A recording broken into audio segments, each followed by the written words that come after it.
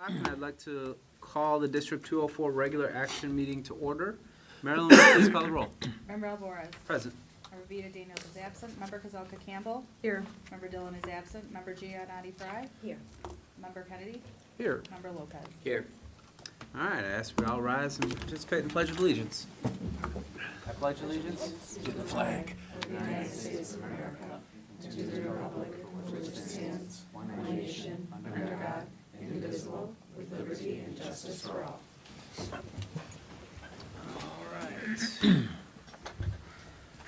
All right, is there a motion to approve the agenda as presented? So moved. Second. All right, all in favor? Aye. Opposed? All right, motion passes. Next order of business is public participation. Marilyn, do we have anybody signed up? Andrew Johannes. All right, welcome, Andrew. Hello, everybody. How are you guys today? So we had an interesting day today at school. While the teachers prefer students in class and want them in school, we do respect their right to have a voice. We also would like to thank the administration for making sure the kids were safe. The school year is moving right along. February may be a short month, but we certainly pack a lot in. Last week, we celebrated the 25th annual All-School Assembly. It is truly one of the highlights of the school year and such a special event that shows off what makes LT so unique.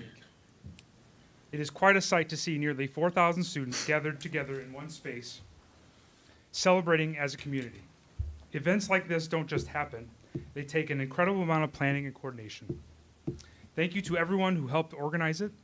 The students had a wonderful time and had the opportunity to showcase their many talents. It was a great reminder of the pride and spirit that define LT.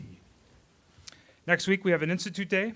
Our teachers always look forward to those opportunities to learn new strategies and techniques to add to their professional toolkit.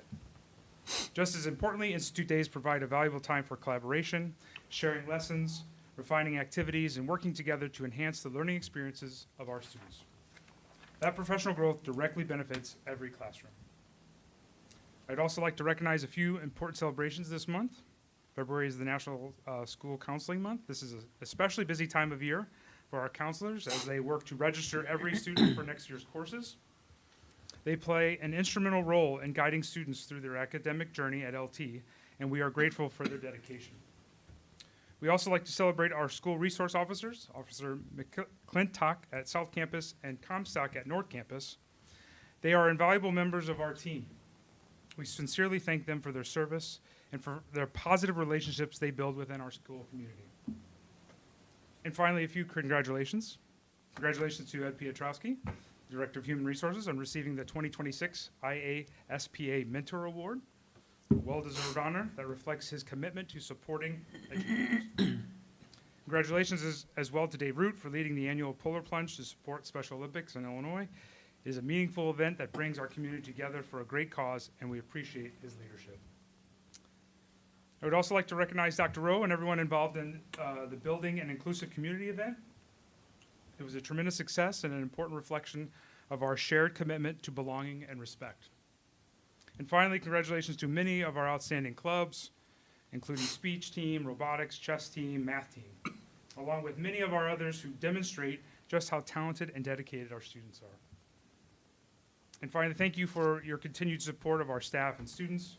LT continues to be a special place because of the collective efforts of so many dedicated individuals. Thank you. Thank you. That concludes the participation. All right. So our next segment here is Student Representative Report. Maria and Rohan Nagali. Hi everyone, we hope you enjoyed your long weekend. Since our last meeting, students have been very busy with clubs, sports, and other activities. Within the last month, several band and orchestra students traveled to Peoria to partake in the ILMEA All-State Music Festival, and the Palms and competitive cheer teams traveled to Bloomington to compete in their respective IHSA state competitions, with the Palms team placing second, a program best. At the beginning of February, many seniors signed their letters of intent to continue their athletic careers at a collegiate level. Last Thursday, Student Council hosted the 25th Annual All-School Assembly in the North Campus Fieldhouse. Performances and games played by various teams and clubs were featured throughout the event. While freshmen, sophomores, and juniors finished course selection, seniors began to finalize their post-graduation plans, with many college decisions being released over the past few weeks. Earlier today, over 600 students from both campuses participated in a walkout in protest of ICE. After fifth period, these students left school and gathered at a central meeting place before walking towards downtown LaGrange and then returning to class. As we head closer to spring break and the rest of the school year, clubs and activities are moving into their last couple of months. Students look forward to all that the rest of second semester offers. Thank you both. Appreciate your time here. All right. So next up, we have superintendent report with Dr. Waterman.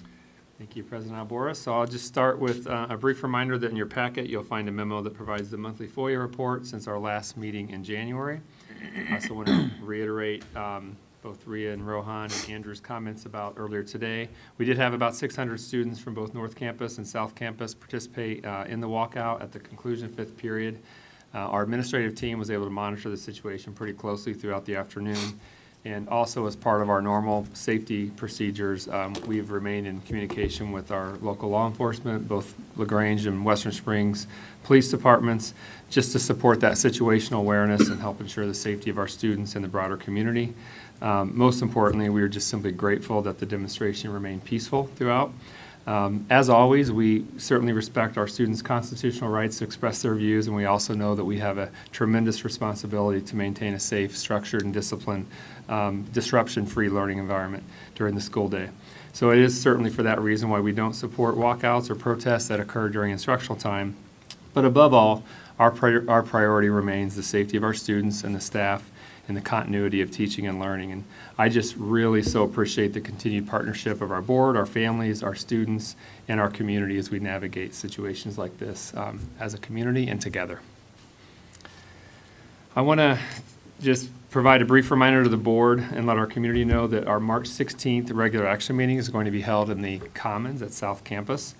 We are looking forward to celebrating a variety of student groups and staff with our Q3 recognition program, and we'll provide additional details to the board as we get closer to March 16th. I also want to highlight that February is Black History Month, and the theme Rooted in Love, United in Legacy is being celebrated all month here at LT. This coming Friday, February 20th, we're offering our students and staff an amazing variety of presentations, performances, and celebrations from guests, including Kendall Hyde and the LT Steppers, Maya Odom and Louise Tubbins, and the LT Jazz Combo, among many, many others, honestly at both campuses and throughout the day as well. This has become a really celebratory annual tradition at LT, and we're looking forward to another great event this coming Friday.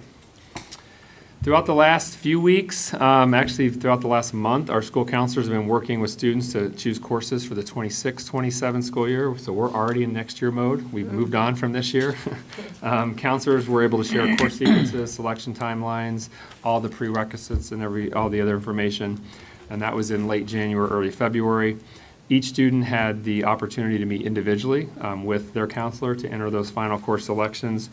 All of this information, we're right in this window where we're reviewing all of it, preparing it, and we're putting together a lot of information that the board will first hear about at the March 2nd meeting, and then again at the March 16th regular action meeting. So this includes a sectioning staffing overview, as well as that first look at our capstone course enrollments and our under 18 enrollment courses as well. So again, that's coming in March for the board.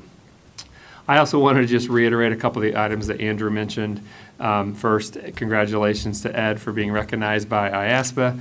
You know, I really have this, profound belief that educators who connect with professional organizations outside of our school, it's such an important part, and it's great that IASPA took the time to recognize you for your work with other HR colleagues. So congratulations, Ed. Secondly, he also mentioned Dave Root's successful coordination of the polar plunge.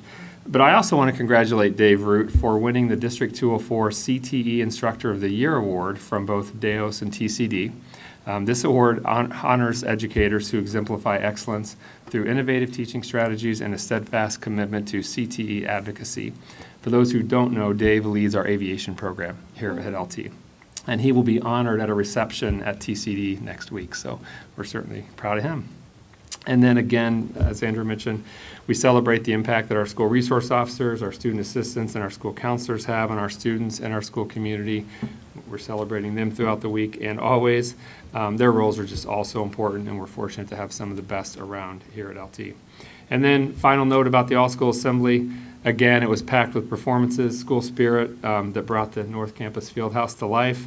And we know this wouldn't be possible without the work of Chris Kostopoulos, our activities director and student council, and Dr. Tyrell and the building leadership team, and so many others that I'm not mentioning here, but a lot of people really put a lot of time into that. So it's been a fun week since last week. So with that concludes my superintendent report. Well, thank you for that, and I know I'm speaking on behalf of fellow board members and parents and community members that I constantly am overwhelmed and excited about the work that is being done by our administrative team. So congratulations to Dr. Rowe and Ed and everyone for their work. The staff awards, the things that our students are doing is just truly tremendous. So it's a collective effort. I know that, and I know my fellow board members want to make sure that we're congratulating all of you for the amazing things that you guys are doing on any given day. We see it as a board and as a community, and every single week when we get Dr. Tyrell's email, and it says all these amazing accomplishments of things that are being done by our students. Those are called shout-outs. Yes, for sure. A lot of shout-outs, I think. Shout-outs are I like it. amazing. So, and I know that's not done in isolation, so thank you to everyone. Okay. So next up, we do have, we have no unfinished business this evening, so we'll move into new business items. Our first agenda item is consideration of approval for the FY25 audited financial statements. So we'll turn that over to Brian Stachek. Thank you, President Alboris. Good evening, everyone. Tonight we have before you a draft of the FY25 audited financial statements. The reason that it's in draft form is once the board accepts them tonight as approved, we will then finalize those. There was a couple of changes that will be made to the final document that is only in writing and language, has nothing to do with the numbers. The numbers are going to stay exactly the same. So that update is in the management discussion and analysis. But again, I think the district operated in excellent financial manner last year. We ended up the year with, in the operating funds, a $3.1 million surplus in those funds. Now, the first question you should ask me is, well, you brought back an amended budget at, somewhere between $2.5 and $2.9 million of deficit when we changed the budget to reflect the increased medical insurance cost. So what happened to that? And the way I would answer that is to the board, when we talked about this in June, as you recall, I did not change any of the other numbers. I simply increased that medical expense to reflect what we thought was going to happen in those accounts. And actually, it was even higher than what we had thought. But that being said, I simply had increased those dollar amounts so that we would not end up in a situation where we overspent the budget in the education fund. Again, I did not change any of the other revenues. I did not lower any other projections for any of those other funds or I should say line items. And the reason I don't do that is because it's helpful for me to take a look at what I actually budgeted and then see where that ends up at the end of the year. I knew with the increase in the insurance, we were going to have to amend that and increase those expenses. But again, for the other line items, I try not to change those unless I know there's some dramatic increase or decrease. And of course, there's, roughly 4,500 line items in our budget. And so I try to let that sort of play itself out as we go throughout the year. So that's really the explanation as to why there is that difference. We also had, we'll touch on this in a little bit, had a little more revenue than what we anticipated. And then the other expenditures that we had were less than what we anticipated. However, I would also like to recall the discussion that we had about there were expenses that were in that FY25 budget that we did not actually incur in FY25, and probably about $1 million of those were kicked over to FY26. And so that, of course, helps our position as well. So again, a $3.1 million operating surplus in the operating funds that essentially brought our fund balance to $50.2 million for at the end of FY25. And again, the fiscal year is July 1 to June 30 of any given year. And that brought our fund balance to revenue ratio to 50.4%. And that is pulled right from the estimated financial profile score, because that is one of the categories at which we are judged upon. And so that is pulled right from there. So I know as we've had these conversations last year when we were looking at the projects, and the board wanting to maintain about a 50% fund balance to revenue ratio. And so we are right there. We are down the prior year from roughly, I think it was 67%, but I have that, and we'll touch a little bit on that here coming up. And so, that being said, I would turn this over to Chase Blazer, who is the lead auditor on our audit from our auditing firm of Excezion. And again, Chase was integral in running the audit. And so from the non-financial side, he can talk a little bit about the financial side, of course. He can talk about anything he wants. But from the non-financial side, it's always good to hear from Chase what they looked at, what they saw, what they didn't see, probably even more importantly. And so, Chase, I'll turn it over to you and let you talk through some of that. Perfect, thanks, Brian, appreciate it. Yeah, as Brian mentioned, I'm Chase Blazer with Excezion. I think I've been running this audit for about 5 years now. Yeah. So it's been a while now, so thanks for having me out tonight, appreciate it. Before I go into any audit details, I want to thank Brian, Erica, and the rest of the staff for just getting everything we need for the audit so we can get this everything wrapped up and stuff. All their hard work is much appreciated, because I know this is a long process. So, once again, for FY25, no management letter was issued, just like it was in FY24. Also issued an unmodified opinion on the financial statements as a whole, which is the best opinion you can receive, so that's great, and that's been the way it's been since the past 5-6 years we've been doing the audit.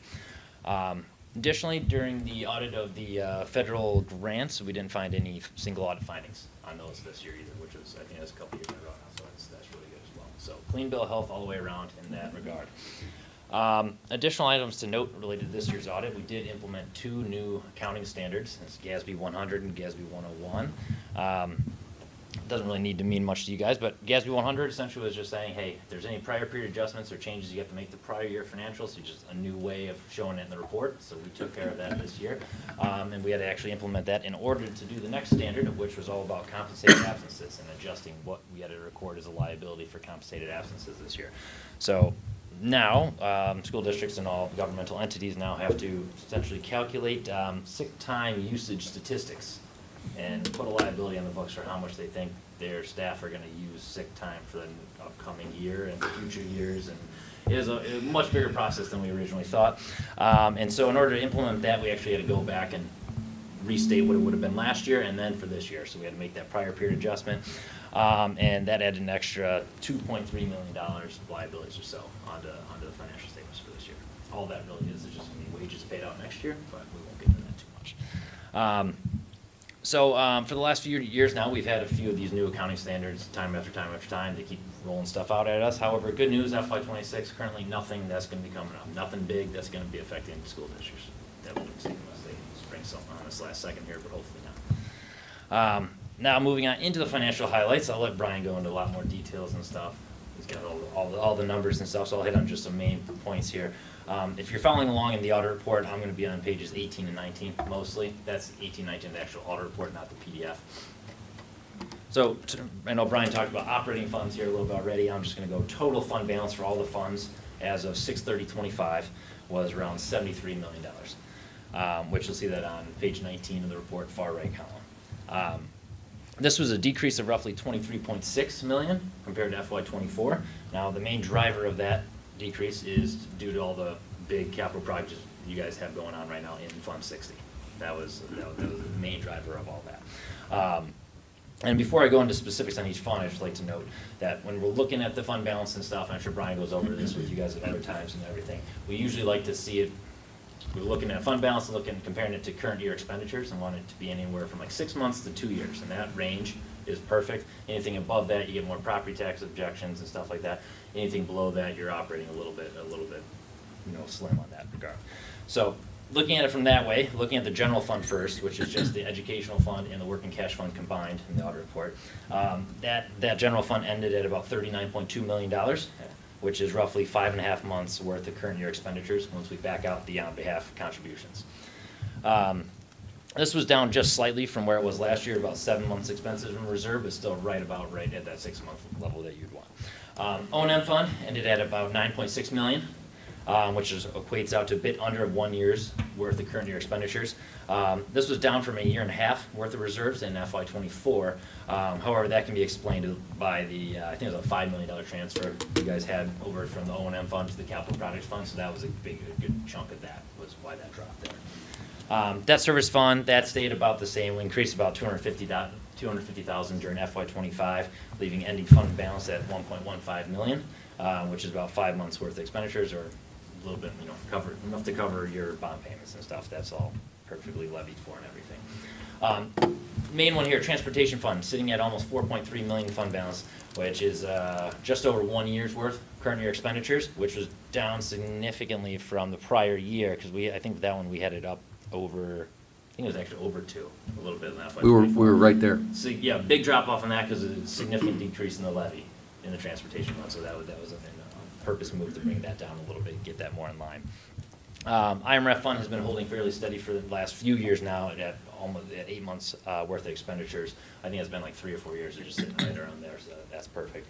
And then, as I alluded to earlier, capital projects fund was the main driver of that overall decrease in the fund financial statements this year. Even though that was a bit spread out via the interfund transfers coming over from the ed fund and the O&M fund to help fund that stuff, it still had total expenditures of roughly 25 million higher than it was in the prior year, which is a big jump. I think it was I think it was 31 on there. Sorry, I can't see. My glasses are in the mail. Coming in. So I think it was roughly about $25 million more in expenditures in Fund 60 in FY25 compared to FY24.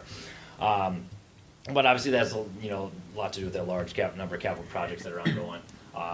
And we actually have a footnote, I think it's note 13 in the audit report, that describes all the continuing projects that are ongoing as of 6/30/25 anyway, and how much is left to be paid on those contracts.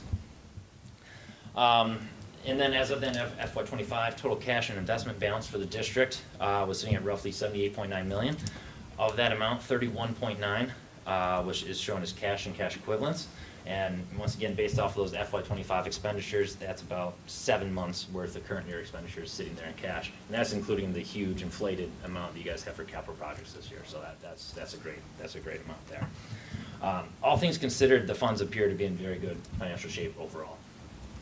Now, if you're looking at the audit report again, if we move up to page 15, it's the government-wide statement of activities. This one, you'll see that there actually was an increase of 8.4 million in that position compared to the, whatever it was, I said 24 some $million decrease that we were just looking at. We actually had an $8.4 million increase in that position overall. The difference in this number compared to the 23.6 million that we were just looking at is attributable to items like depreciation and expense, fixed asset additions, the compensated absence liability we talked about, and pension and OPEB expenses and contributions and stuff like that.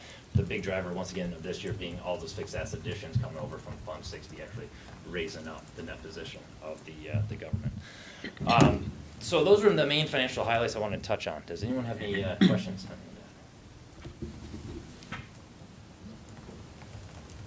I don't think so. Okay. Well, thanks for having me tonight. I appreciate it, and I'll let Brian take it the rest of the way here. Thanks, Jason. Brian. Thank you. One point of clarification I wanted to make when Chase talked about the $73 million in fund balance, that includes the capital projects fund and the Social Security IMRF fund. And so that number that I gave you earlier with the 50.2 and the 50.4, the state does not include those in their calculation. Okay. So those two numbers, there's about $18.5 million there that is not included in that calculation that I'm giving you, because I'm just giving you the operating funds. And so I don't always agree with the state on their calculation with the IMRF Social Security Fund. The reason I say that is because if you're going to pay salaries, you're going to have Social Security, IMRF, Medicare, all of those payments that are going to have to go out, but they don't include those unless they're negative. So ours is not negative, so they don't include that. So that's the difference between the number that Chase gave and that you see there, because we don't include what's left in the Capital Projects Fund and then the IMRF Social Security Fund. So that being said, a couple of thank yous that I would like to make. First of all, this audit is a team effort. A large portion of it, of course, comes from my office. And Erica Benitez is with us here tonight. Erica is the replacement for Kathy Moran. Kathy Moran retired, last year in June. Erica has not had a chance to come before the board, and I would always have Kathy come in at this particular meeting as well. So that is Erica. Erica is our accounting manager who has replaced Kathy Moran in her retirement, and Erica has done a great job. She's doing a lot of learning this year, that I can tell you. And so obviously she came right in with the audit this year. And that was one of the first tasks we had to work on immediately after starting. So, again, doing a lot of learning and doing a great job. Chase mentioned the GASB 101 proclamation that we had to follow, and that was really Colleen Eckert and Allison Riccioni in the HR office. So they did a great job with that. Maryland has to provide information also for the auditors, and so there are a lot of different offices where information is gathered from, and so a really great job to everybody there. So I want to just say thank you to all of them. That being said, I would just quickly go back, and if you have any of the information on the, if you're looking for any information, I always put down the financial operation of the district and how we looked at and how we operated this year, basically by funds. And so if you go to page 109 in your packet, I give you a detailed listing there of the revenue and what we budgeted, the expenditures on page 110, how we budgeted and what those turned out to be. And then I have a summary on page 111 that shows you how we operated with all of with the operating funds. And then finally, we look at, I gave you that sort of history there of the fund balance to revenue ratio, where we are at the end of FY25, and the total dollar amount there, total revenue, total fund balance, and then showing that 50.4%. And then we have a chart on the right-hand side there that is kind of what we've talked about in the past. The board policy says that the board will endeavor to keep about 33% of fund balance to revenue ratio. So you can see over the course of the years where we would have fallen. At 33%, we would be at $32.8 million this year, but in fact, at 50%, we'd be at $49.7 million, and we were just above that at the $50.2 million to end the fiscal year. So we'll have to see this year how the rest of FY26 progresses. Again, we did move some expense from FY25 into FY26. That does not mean that there will be any sort of a deficit accumulating with that, because it's a different year. We've put that into a new into a new projection with revenue and expense. So we will see how that continues to play itself out. Thankfully, this year we are not seeing the numbers that we saw last year for our health insurance. It has kind of leveled off this year. We've also had a development that we're continuing to watch, because as of January 1st, LADSI is no longer part of our medical insurance pool, and so we're watching those numbers as those have changed, and continuing to see where those are going to play out for the rest of the year as well. May amend the budget for those as I get closer toward the end of the year and see what's happening with those. But again, we're just in the infant stages of seeing what that looks like. Because again, that was effective January 1st of this year. So we're very early on. I'll continue to monitor that. That being said, be happy to answer any questions the board would have on the financial statements, how we operated last year. I just have a couple of clarifications. On my computer, there's some red budgeting numbers. What are those? So the red numbers would represent, on the revenue side, numbers where our revenue was less than what we budgeted. And on the expense side, that would show numbers also that were higher than where the expenditures were that we budgeted. But if you look at, for example, on the expense side, just to give you a quick look here, on your page, what is that, 110, in the education fund, if you look at the final budget, $83.3 million, and we spent $82.9 million. And so the difference there is $328,000. We were at 99.61% in that budget. A good portion, if you look down, if you went to the O&M fund, if you looked at the $11.6 million of expense and the $9.9 million of actual expense, and the difference of $1.7 million, that's where we had some of those projects budgeted that we kicked into FY '26. So that's why you see some of that difference there. Thank you. Sure, you're welcome.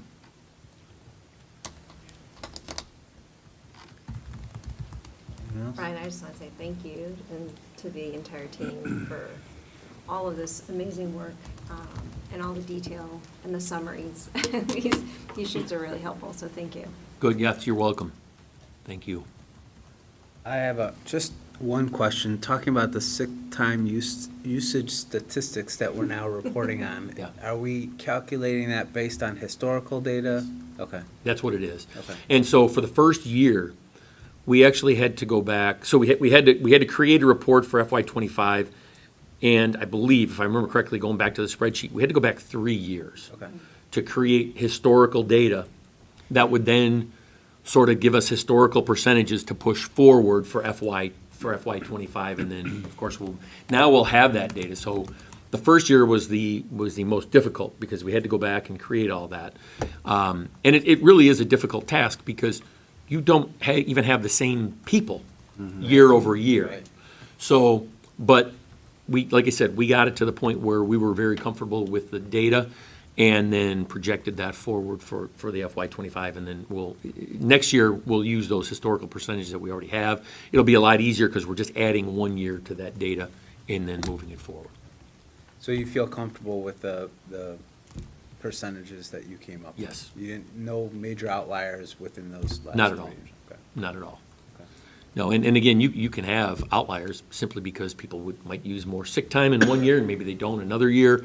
But we were comfortable with those numbers. And again, those, with that GASB 101 implementation, Chase and his team actually looked at our numbers, and they took those and they said, okay, do these make sense? And they went through it, and they did. And so I would piggyback on a joyous statement that Erica, Chase, Brian, your entire team, Marilyn, the work that you guys do to put all this together and in a format for a non-finance guy, for me to be able to make sense of it all, I think is a tremendous feat, and so thank you for that. The two highlights that I also want to just make mention of that we didn't talk about, well, one is the fund balance that we've talked a lot about. I know there's been a lot of discussion at the board table here that we wanted to be within that 50% range, and it's really great to see that we're there, especially considering where we felt like we were a couple months ago. The other thing I'd also like to highlight that was in the auditor's report that we didn't talk about, though, is again, our AAA rating. And we are, so I did a little research on that too. We're one of 24 districts in the entire state of over 400 school districts that have that rating. And that is not an easy thing that I think we need to continue to make sure that we're highlighting to our community, that we are trying and successfully being good financial stewards to our community, and that's important. So, thank you for all the work that you do. Yeah, you're welcome. Yeah. I look at this, I think I've said this to the board before, as my final exam, right, when it comes to any Yes. particular fiscal year. And so we always want to make sure that we're doing everything that we need to throughout the year, because it'll be reflected here. Yeah. So, yeah, thank you all. And some of this information also is a significant part of our strategic plan scorecard for Goal 5, so that information will be updated. It also leads into the 5-year financial forecast, which Brian will present next month. Yeah. This is kind of the time of the year where we do an exam on our financial situation. We have the most accurate, relevant information when it comes to fund balance, when it comes to forecasting, all of that. And we're also starting the budgeting process for next year. So that's really what drives all of this forward, is say, okay, where have we been? What are we looking at in this year's budget? And now what are we projecting for next year's budget, which comes out in that 5-year forecast, and ultimately then into the budget for FY '27, which will be here before you know it. Sure. All right. Anything else? Good to the group? Thank you.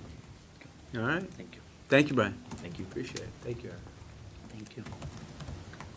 All right, so that concludes our new business. I take it back.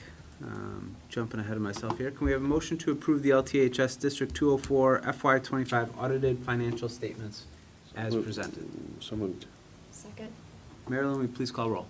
Member Kazelka Campbell. Yes. Member Giannotti Fry. Yes. Member Kennedy. Yes. Member Lopez. Yes. Member Alvarez. Yes.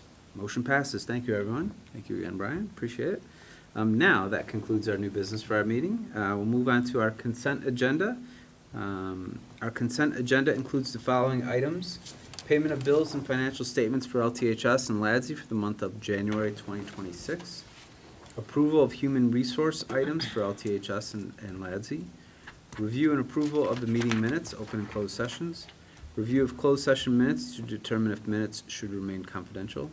Review and destruction of verbatim recordings of closed sessions. Approval of overnight student travel as recommended by the administration. Are there any items that the board would like to pull and discuss separately?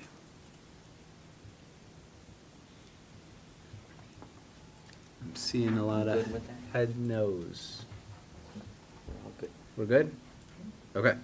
All right. Can we have a motion to approve the consent agenda as presented? So moved. Do we have a second?